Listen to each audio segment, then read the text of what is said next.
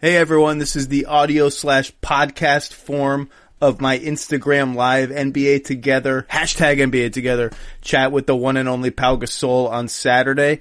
The only thing you are missing in terms of visuals from this is when I showed Pau a very embarrassing photograph of himself from his rookie shoot with the Memphis Grizzlies. So, just picture a young, beardless Pau Gasol sitting, facing the camera with a very serious look on his face, drinking a tiny cappuccino or tea, we're not sure, perched on a tiny saucer. The whole thing is ridiculous. I have no idea what the purpose of it was, and Pau doesn't either. But anyway, hope you enjoy this, and thanks as always for listening.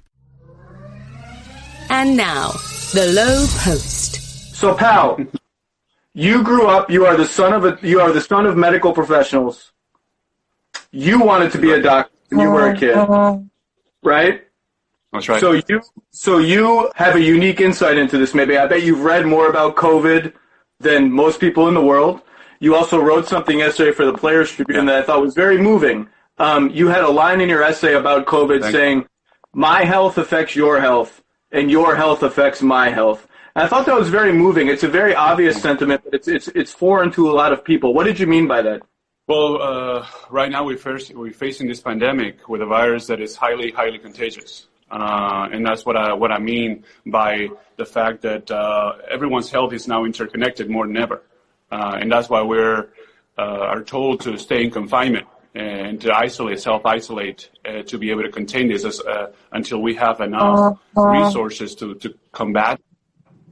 So it's really important to understand that, and that's why the interconnectedness now is more present than ever. And everyone's health is related regardless of any type of differences. And that's something you think people need to carry on after this is over, whenever that is, right? People need to keep in mind that that's the case forever. It's not just now, but your health, my health, it's all interconnected. We have to start thinking beyond ourselves. Well, there will be an after this, but the after this will be highly influenced by what we're going through right now. So the new normal, we don't know what that's going to look like, but it's going to be different, and there's going to be a transition when we come out of confinement progressively. That our habits are going to be affected. You already can see it in China, how they're getting out of it and getting back to a quote unquote normality, and how the different measurements. Obviously now masks are being enforced to be able to contain everything and not whether contract it or give it to anyone, until, again, we have more testing, we have more ventilators, we have more capacity in order to, and we have more knowledge, and we hopefully find a cure eventually. How are your loved ones in Spain, and what are you hearing from friends and family in Spain? Spain has been hit extremely hard, as you guys have seen, just as Italy has, and everyone is affected.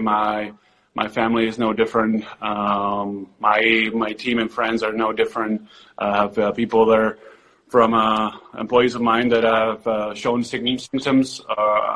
Fortunately, are not severe enough that they have to be hospitalized. So the doctors are telling them just to stay home, stay quarantined, and kind of manage it. But it's really hard. You know, a lot of lives are being lost. The country it's doing kind of the best they can with the resources that they have. But the interesting part is seeing how countries that have reacted in one way or taking one approach, kind of like what I like to call the suppression approach from the beginning, and taking it really seriously from the beginning, have been able to kind of contain it more, if you will, and not allow the curve to spike as much. And countries that said took it lightly, was like, well, this is not a big deal, it's not going to affect us so much, are really paying the consequences of it. So, it's hard, but it's a lesson to be learned for the future, for future viruses, pandemics, issues. We gotta learn from this and be better prepared for the next time. That's what I really liked about your essay and your words on the Players Tribune, because there's a tendency when things like this happen to just, we got to get through it, and just sort of throw it away when you're done with it. And that can't happen here. That we have to remember this. We have to plan better next time, all of that. But let's talk about more fun things, because I don't want to talk about this too much. You and Rafa Nadal just announced sort of another philanthropic thing that you guys are doing. So I'm curious, have you ever been, I know you're a big Rafa fan, have you ever been at any of the epic Rafa Federer Grand Slam matches? What's the best one you've been at?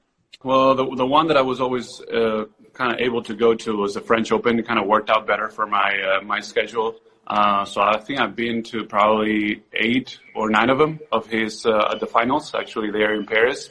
So one of them or 2 of them were against Roger, and it was just a fantastic opportunity, a match to see those 2 guys going at each other, just as when he goes against Novak. So those are like all-time classics from our generation.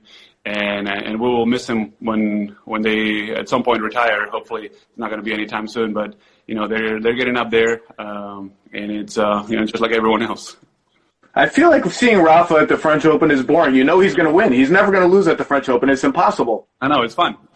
It's boring in a way, maybe. But when you know him personally and you're close to his family, and it's still exciting to see him win and to see him dominate as the way he's dominated that surface in that tournament for pretty much his entire career. So Rafa, Spanish basketball, and Spanish soccer all kind of took over the world at the same time. Mm-hmm. Who is your favorite soccer player? Just favorite guy to watch, most stylish guy for you on of all the sort of golden generation Spain national team guys? Man, we had so many great players over the years, especially when we became world champions in 2010. You could go with the tenacity of Puyol on defense. I was a big fan of his heart and how hard he played. But then I also loved Xavi and Iniesta in midfield. They were incredible. And now we still have some of the younger ones at that time that are still playing with Gerard Piqué and Sergio Busquets, Sergio Ramos. Iker Casillas was one of the top goalies. We had a great team. That's what it takes to become and be world champions. So I love our team from top to bottom, and it was really fun to watch them play. Would you guys argue like who's the better national team? Like who's really the most dominant team in their sport? Would you guys have debates about it? The most dominant team, meaning in national team wise, or basketball, Spanish basketball national team versus Spanish soccer. The Spanish media try to mess with the soccer because we had our success. We won the World Cup in 2006, and we won a couple of European championships. So to kind of create the debate or the controversy of, should basketball get more credit and we should stop talking so much about soccer. So to kind of, piss them off a little bit, if you will. But, there was some reactions from players, and to me, my message was like, hey, we're all playing for the same team. Yeah. It's not about basketball, soccer, handball, hockey, tennis. We're all under the same flag, so let's just support each other. Let's not try to kind of face each other off or see who's better or who should get more credit. Now, you wanted to play in the Olympics this summer. It would have been your 5th Olympics. Can you hang on for 2021?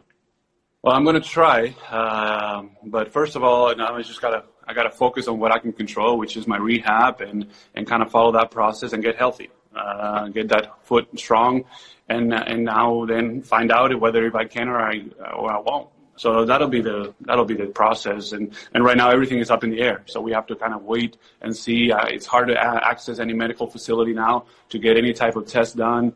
So all that's been postponed and delayed. So I'm just gonna, kind of take it one day at a time, just like everyone else. Do what I can, stay positive, stay strong, stick to my routines, and be ready for when I'm able to go out there and find out. I always wondered about both you and Mark. When you reach the very end of your careers, right, would you go back and play a year professionally in Spain just to kind of round out your career, start where you came from? Did that ever interest you? Yeah, no, it had appeal for sure and interest, but and I said it since I kind of left Spain or FC Barcelona to come to the NBA, but I always kind of said, the longer I play in the NBA, which I love, it's going to be harder for me to go back and play 1 year in Spain. Mark has said this thing recently that he would love to play his last year in Girona. that he played for before he came to the NBA, and means so much to him, just like Barcelona means to me. But we'll see. Maybe it works out. Maybe it's in the books. Maybe it's not. Again, it has a certain appeal, but I still like to play in the best league with the best players. Let's go through, because these are basketball fans. Let's go through some of the big moments of your career. Mm-hmm. So a little birdie told me that you were frustrated in Memphis. That's well known. When the trade happened, you were frustrated by the losing. You guys never even won a playoff game there. You faced juggernauts every single time in the playoffs. I know. And yet, when the call comes that you're traded to the Lakers, your initial reaction was not totally excited. Is that true? That is true. Yeah, I was sad. At first, I was impacted. I guess to a certain point, I kind of not lost hope, but I kind of threw the towel that maybe I could be traded, and that I was there, and I had to deal with it. And we were going through another very challenging year with a new coach, with new players, not really talented enough to be able to compete with the best and make it in the playoffs. It seemed like he was a kind of constant rebuilding, retooling, and it's tough. So that was, so when they told me, I couldn't believe it, because I felt like, okay, there was that sour feeling of, hey, I've given everything I had to this franchise, and now just like this, you're traded. And I couldn't even process, I wouldn't even process where it was to, that I was going to play and join an incredible franchise, one of the better ones or one of the best ones, and what that would mean for me in my career. Little by little, I started to understand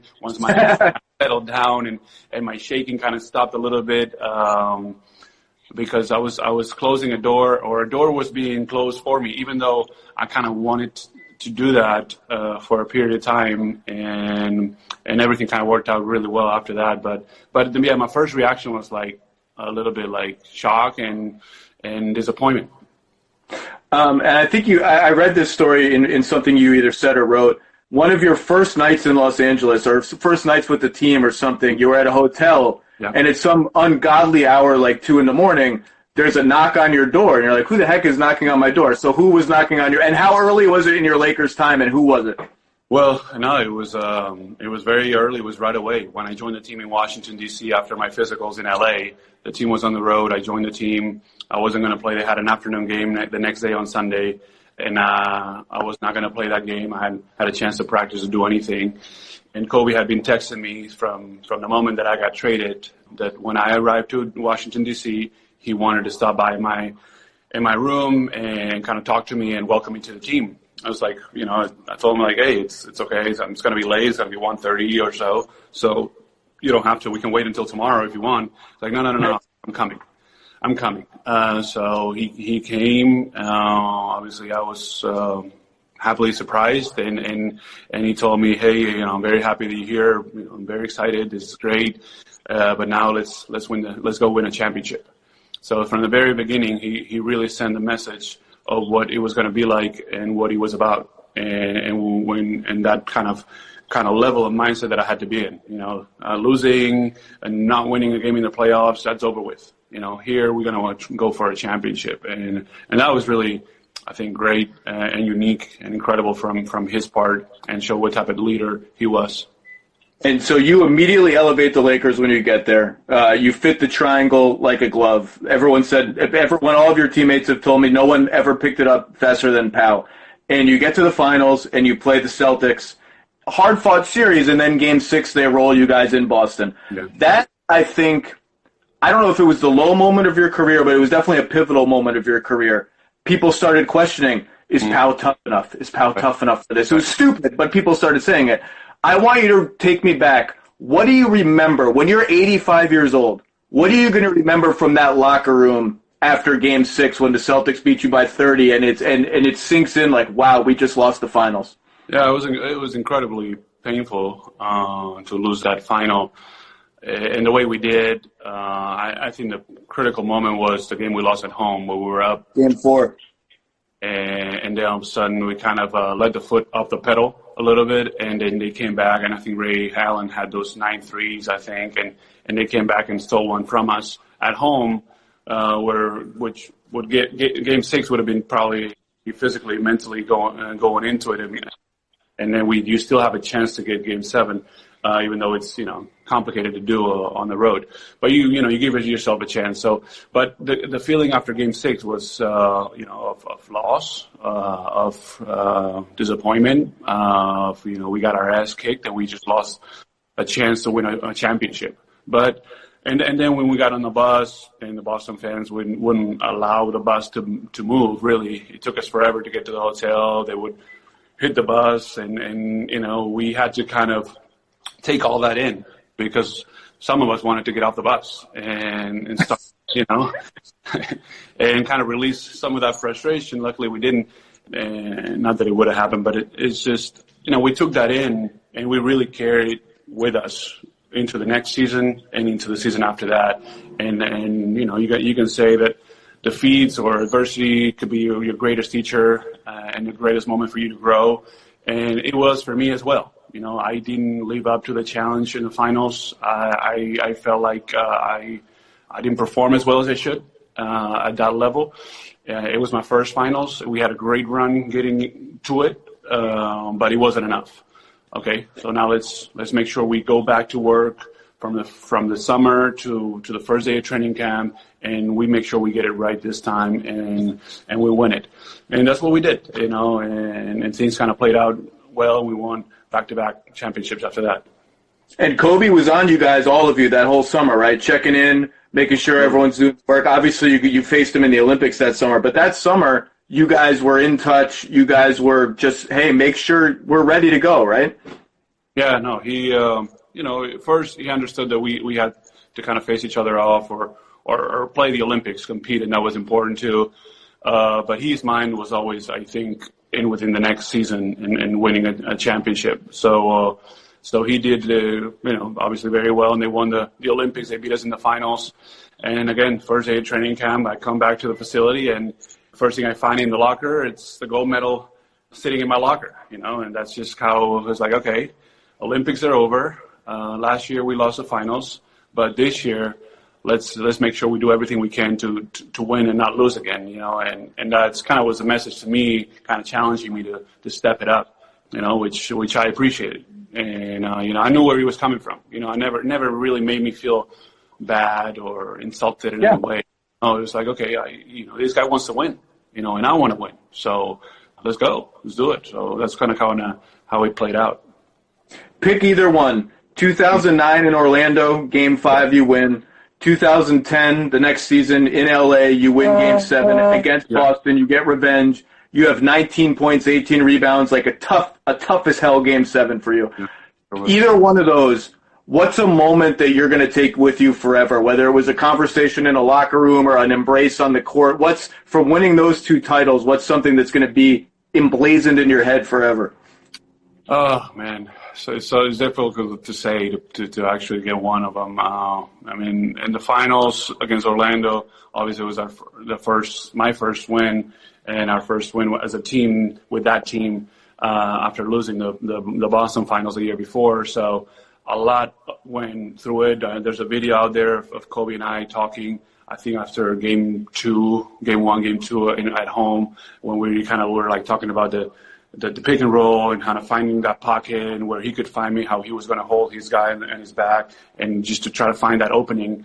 And so that just meant like the connection and the commitment that was from both of us at that point, and kind of how we made it work. But then also the years after with the Celtics, I was kind of, we got to get them back for what we went through when they put us through in 2008.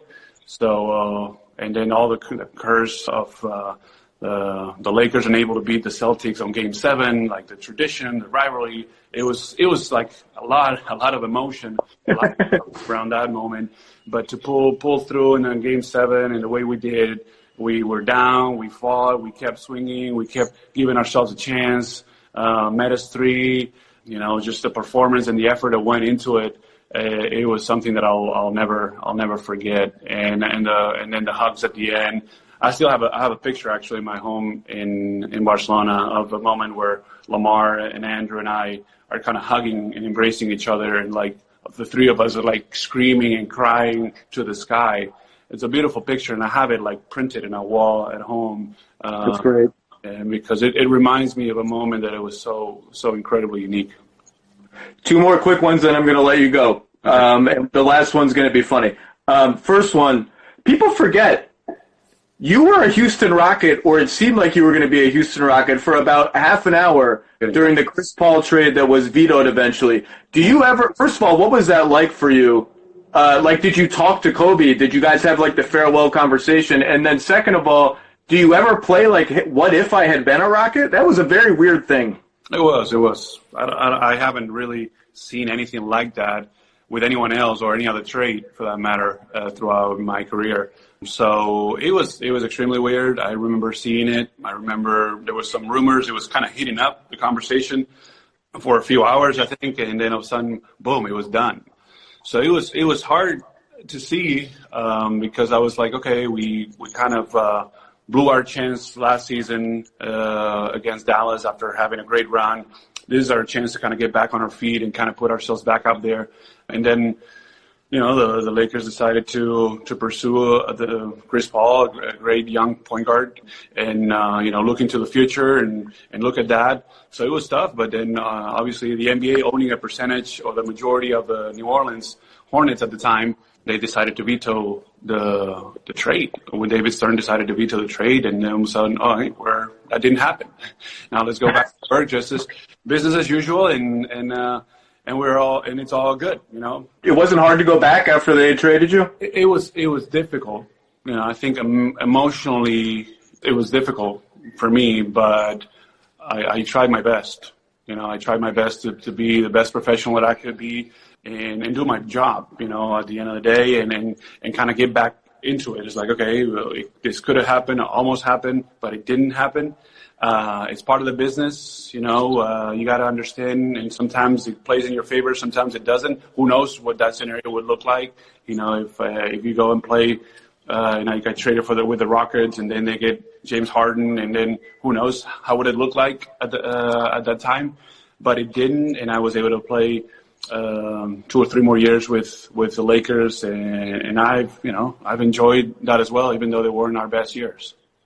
Last thing, I'm going to turn the phone around and I'm going to show you a picture from your rookie photo shoot in Memphis, because you have to explain what in the heck is going on in this picture and why it happened and what the point of this is. Okay, so here it is so everybody can see it. Can you see this? Mm-hmm. That's right. Yeah. What is this? What is this, pal? How did this happen? I think it was, I don't know, I'm not sure. I think it was a photo that we took, maybe with the guys from Marca, the newspaper in Spain. I think, if I recall correctly. And they were something in the cup? Yeah, we were drinking a coffee, like having a coffee. We were trying to think of things. We were in a hotel. We had limited resources. I was like, okay, what can we do? What kind of photos? I think there was one that I was coming out of the shower. There was one that I was in the they send those guys to follow me. Obviously it was a big deal at the time. Second Spaniard to ever play in the NBA. It was a lot of expectation. I was young. It was quite a big deal. Big deal. But they send those guys for a month to in Memphis, stuck at the Marriott downtown, and I was at the Marriott until we were able to rent an apartment. So we said, okay, let's just figure out what to do. So that was one of the pictures that we took, just taking a cup of coffee or something. Even though I didn't drink coffee at that time. Now I do more for sure. I thought it was like, here's a European guy drinking like European cappuccino. Let's do that. It was that English reference to tea, or that coffee reference, that is more like a kind of European with a small cup with the espresso. Probably, maybe. All right, Pau, you've given us a lot of time. Thank you very much. I encourage everyone to read the essay Pau wrote at the Players Tribune just yesterday about COVID. I wish you best of luck rehabbing. We all want to see you play again. And thank you for everything. And, you're one of the all-time greats. It's a thrill to talk to you.